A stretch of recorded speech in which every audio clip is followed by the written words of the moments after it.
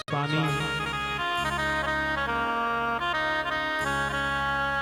हो क्या रहा है कि हे प्रभु, कर्मों के विकट फंदों से छूटने की इच्छा वाले मुमुक्षुजन भक्ति भाव से अपने हृदय में जिनका चिंतन करते हैं, आपके उसी चरण कमलों को हम प्रणाम करते हैं।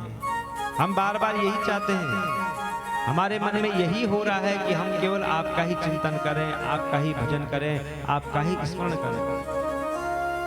और लोग क्या करते हैं, आपसे विमुख हो रहे हैं, आपसे दूर जा रहे हैं।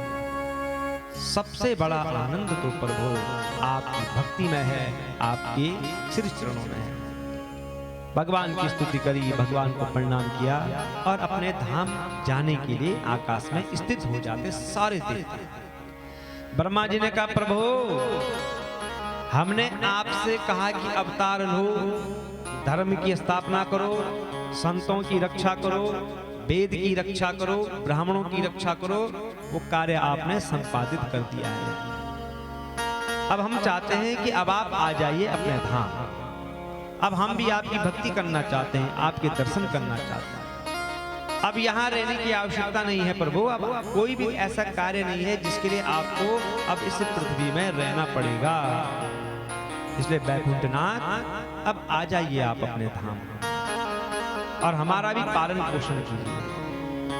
ततः स्वधाम परमं विश्वस्य यदि मन्यसे सलोकान् लोकपालानः पाहि वैकुंठ किंकरान्। भगवान श्री कृष्ण कहते हैं, ब्रह्मा जी अब ब्राह्मणों के शाप से इस वंश का अब नाश प्रारंभ हो चुका है और जैसे इसका अंत हो जाएगा मैं अपने धाम को आ जाऊंगा। आप लोग चिंता न करें, जैसे ये समाप्त हो जाएगा मैं तुरंत आ जाऊंगा। इस प्रकार भगवान की वाणी को सुना तो अखिल लोकाधिपति भगवान श्री कृष्ण के वचन सुन करके ब्रह्मा जी उनको प्रणाम करते हैं, देवताओं के साथ अपने धाम को चले गए। और जैसे ही देवता अपने धाम को जाते हैं उसी समय द्वारिका में बड़े बड़े उत्पात होने लगे। यदुवंश के बड़े बूढ़े भगवान श्री कृष्ण के पास आते हैं कि क्या होगा, यहाँ तो बहुत उत्पात होने लग गए हैं। और भगवान भी कहते हैं कि सच में द्वारिका में तो बड़े बड़े उत्पात होने लगे हैं। आप सभी लोग भी जानते हैं कि ब्राह्मणों ने शाप दिया है इस वंश को और शाप को टाला भी नहीं जा सकता है। तो सबने कहा फिर क्या करें, बताइए ना, आप जैसा आप बोलेंगे हम वैसा ही करेंगे।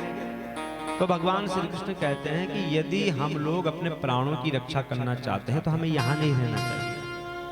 हम लोग आज ही परम पवित्र प्रभास क्षेत्र के लिए यात्रा करेंगे। बड़ी महिमा है प्रभास क्षेत्र की। वो ऐसा क्षेत्र है जहां पर चंद्रमा ने स्नान किया था और राज यक्षमा रोग से मुक्ति पाई थी। वहां जाएंगे, वहीं पर जो है सत्कर्म करेंगे, मंगल कृत्य करेंगे। सबने कहा ठीक है प्रभु, जैसा आप बोले हमको स्वीकार है। अब यदुवंशी अपने अपने रथ सजाने लगे, रथों में सामान रखने लगे।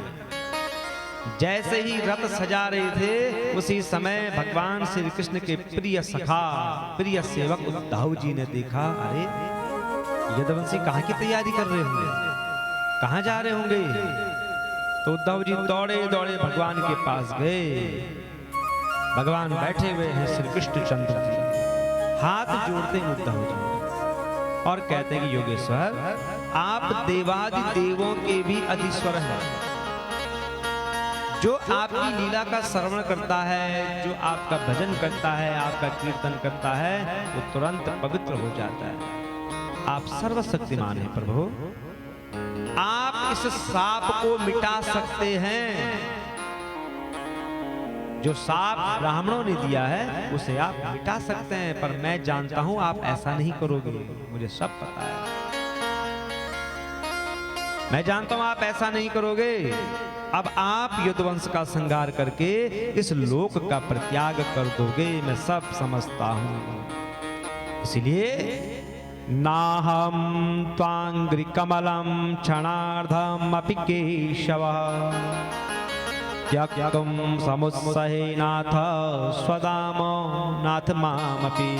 हे घुंघराली अलकों वाले श्याम सुंदर, आपको पता भी है कुछ?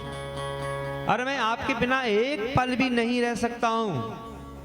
आपके चरण कमलों को त्यागने की बात सोचना तो बहुत दूर है, मैं एक पल आपके बिना नहीं रह सकता हूं। आप मेरे जीवन सर्वस्व हैं। आप जा रहे हैं तो मुझे भी साथ लेके चलो प्रभु, मैं आपके बिना नहीं रह पाऊंगा। अरे आपके साथ रहेंगे तो हम उस दुस्तर माया को पार कर लेंगे। हमें आपकी माया का डर नहीं है, हम आपकी माया से नहीं डरते हैं। हम डरते हैं तो केवल आपके वियोग से डरते हैं कि हम आपके बिना कैसे रहेंगे, आपसे दूर कैसे रहेंगे। हमें मत छोड़िए, हमें भी साथ ले चलिए। उद्धव जी की वाणी को सुनकर के भगवान श्री कृष्ण ने कहा, महाभाग्यवान उद्धव, तुमने मुझसे जो कुछ कहा वो बिल्कुल सत्य है।